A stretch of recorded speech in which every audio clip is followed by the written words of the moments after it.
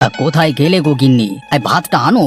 রান্না করতে গিয়ে যে তুমি দুপুর কাবার করে ফেললে, আর কতক্ষণ খালি কলা পাতা ধরে দাওয়ায় বসে থাকবো?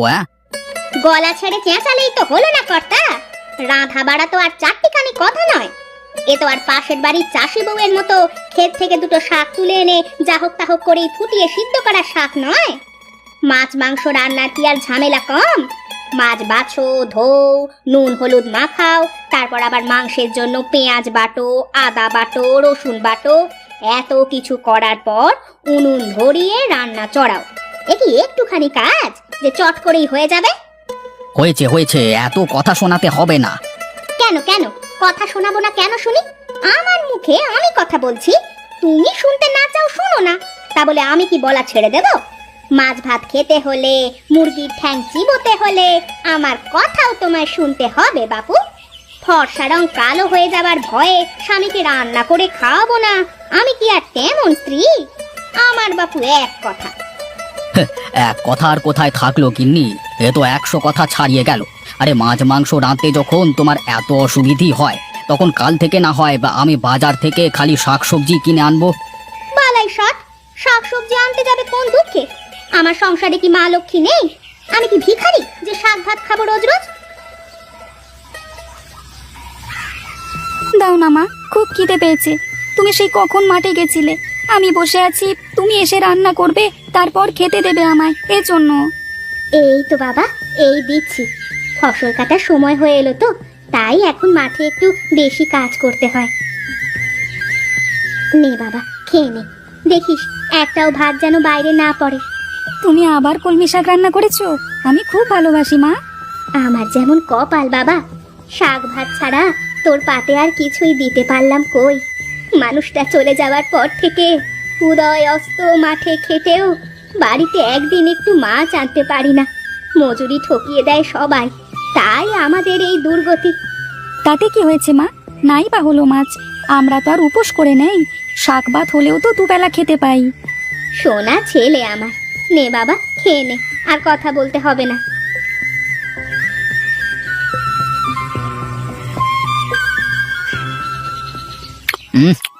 মুখে তোমার যতই ঝাঁঝ থাকুক না গিন্নি, রান্নার বেলায় হাতটা কিন্তু তেমন ঝাঁঝালো নয়। এই যেমন এই মাংসটাতে আর একটু ঝাল দিলে পারতে। কি বললে? রান্না ভালো হয়নি? আমি রান্না করতে পারি না? দাও দাও, তোমাকে আর খেতে হবে না। কাল থেকে সিদ্ধ শাক ভাত করেই দেব। আগুন তাতে বসে ঘেমে নে সাত কাণ্ড করে রান্না করলাম, আর তুমি বলছো আমার রান্নার হাতে ঝাঁঝ নেই? দাও দাও, এ খাবার আর তোমার খেয়ে কাজ নেই। আরে কি করলে কি? ছি ছি ছি ছি, মুখের খাবারটা অমন করে ছুঁড়ে ফেলে দিলে তুমি। বেশ করেছি, ফেলে দিয়েছি তো কি হয়েছে? হ্যাঁ, আমার করা রান্না আমি যা ইচ্ছে তাই করব। বলি মা, দুটো খেতে দেবে? সারাদিন কিছু খাইনি, খুব খিদে পেয়েছে। দাও না মা, দুটো ভাত দাও। কে কে আবার এলো এই ভর দুপুর বেলাতে? এই যে আমি মা, দুটো ভাত খেতে দেবে? ভাত? ভাত কোথায় পাবো? না না, ওসব ভাত ভাত হবে না, মানে মানে সরে পড়ো তো। কেন মা, তুমি কি আজ ভাত রান্না করনি? তোমার সংসারে তো কিছুর অভাব নেই, তবে কেউ চাইলে তার মুখে দুটো ভাত দাও না কেন? খিদের সময় কাউকে কি এমন করে তাড়িয়ে দিতে আছে? এত বড় সাহস আমার মুখে মুখে কথা! উটকো আপদ ভিখারি, দূর হয়ে যাও, যাও বলছি, বের হও আমার বাড়ি থেকে। যাচ্ছি মা, যাচ্ছি, কিন্তু মনে রেখো অহংকার ভালো নয়। আজ তুমি আমাকে ভিখারি বলে তাড়িয়ে দিলে, কিন্তু কাল তোমাকেই না কারো কাছে ভিক্ষা করতে যেতে হয়। কি হলো মা, তুমি খেতে বসছো না কেন? হাঁড়িতে বুঝি ভাত নেই? শিকি বাবা, থাকবে না কেন? আছে আছে, নিশ্চয়ই আছে।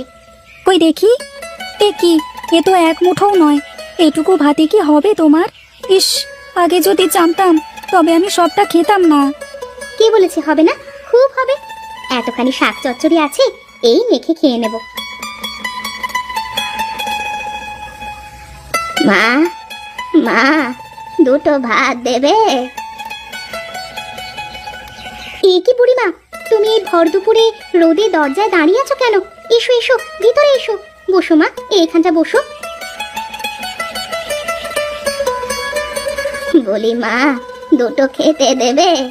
সারাদিন কিছু খাইনি, খুব খিদে পেয়েছে। হ্যাঁ, নিশ্চয়ই দেব। এত কিছু শুধু আমায় দিলে, তুমি খাবে না মা? মা আর কি খাবে বুড়িমা, ভাত তো আর নেই। ছোটু, চুপ করো তুমি। তুমি খাও মা, আমি না হয় এবেলা একটু জল খেয়েই থাকবো। ও বেলা তো আবার শাক সিদ্ধ করবো, তখন দুটো খেয়ে নেব। তুমি খেয়ে নাও, তোমায় দেখে মনে হচ্ছে খুব ক্ষুধা লেগেছে তোমার। হ্যাঁ গো মা, সারাদিন কিছু খাইনি মা, আজ তোমার কাছে ভাত পেলাম। তুমি খুব ভালো, দেখো তোমার ভালোই হবে। আমি তবে যাই, তোমরা ভালো থেকো। এসো মা, আবার এসো আমাদের বাড়ি।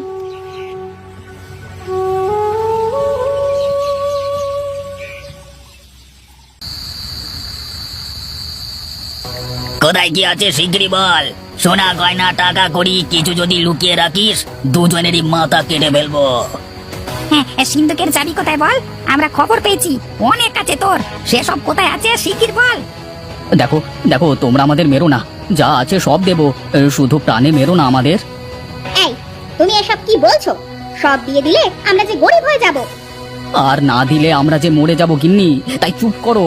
ওরা সব নিয়ে যাক, শুধু আমাদের ছেড়ে দিক গিন্নি।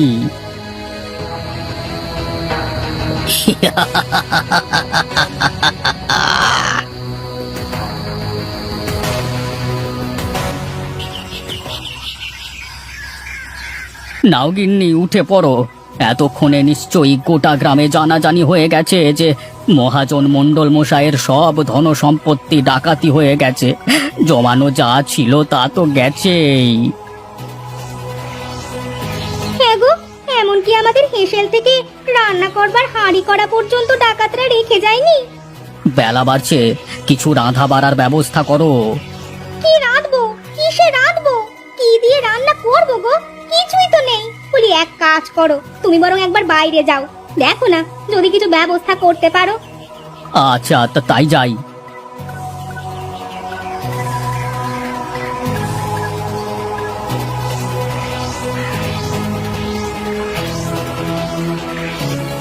এই যে বিনোদ, ভালোই হলো দেখা হয়ে। তোমার কাছে যে টাকাটা পাই সুদ সমেত, সেই টাকাটা এখন দাও তো ভাই। টাকা? কোন টাকা মণ্ডল মশাই? সে কি, তোমার বসত বাড়িটা বাঁধা রেখে যে টাকাটা নিয়েছিলে সেই টাকাটা। ও তাই? তা বাড়ির দলিলটা দেখান, তারপর টাকা দেব। টাকা তো আর খোলামকুচি নয়, দলিল তো আর দেখাতে পারবেন না। ডাকাত সব ছিঁড়ে দিয়ে গেছে, আমরা জানি, গোটা গ্রাম জানে। তাই আর টাকা পয়সার কথা তুলবেন না মণ্ডল মশাই। শুনুন শুনুন, যেতে দিন আমাকে, দেরি হয়ে যাচ্ছে। ও হ্যাঁ, ভালো কথা, আপনিও ঘরে ফিরে যান। কি করবেন মিছিমিছি রোদে ঘুরে? আর কেউই আপনাকে কোনো টাকা পয়সা দেবে না। এ সুদে আসলে আমাদের সব ঋণ ডাকাত বাবাজিরা শোধ করে দিয়ে গেছে। এবার আপনি পাওনা ছেড়ে দেনা করতে বেড়ান, বুঝলেন?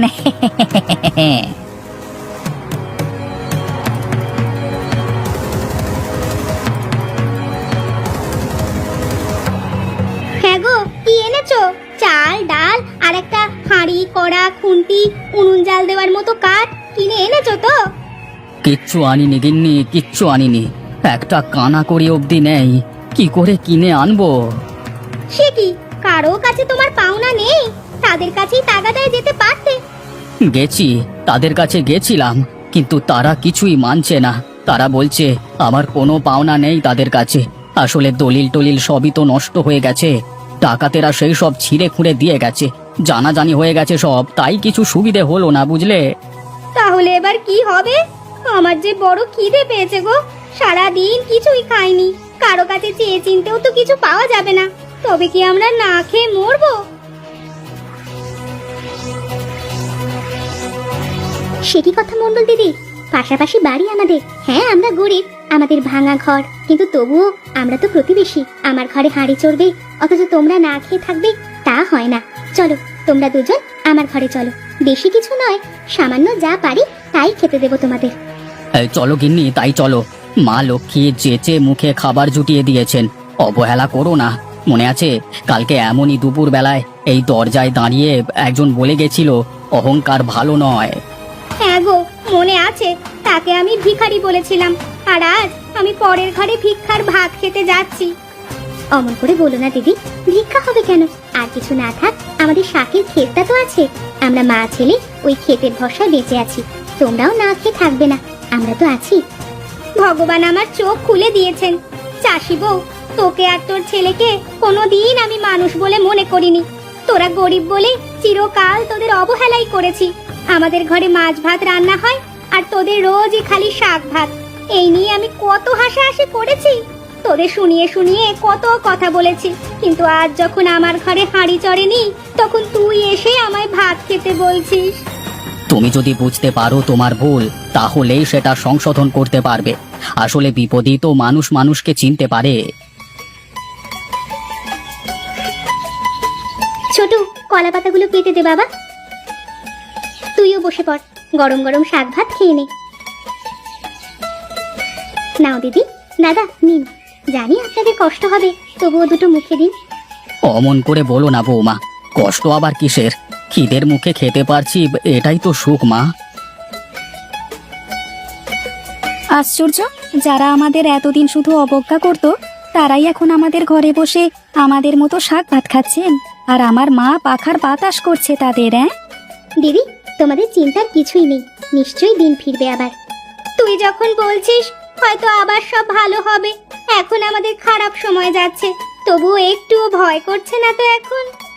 ভয় করবার কোনো কারণ নেই, না খেয়ে মরতে হবে না আমাদের। কারণ এখনো বিপদে প্রতিবেশী প্রতিবেশীর পাশে এসে দাঁড়ায়, ভরসা দিয়ে বলে কোনো ভয় নেই। সোনা দানা ডাকাতি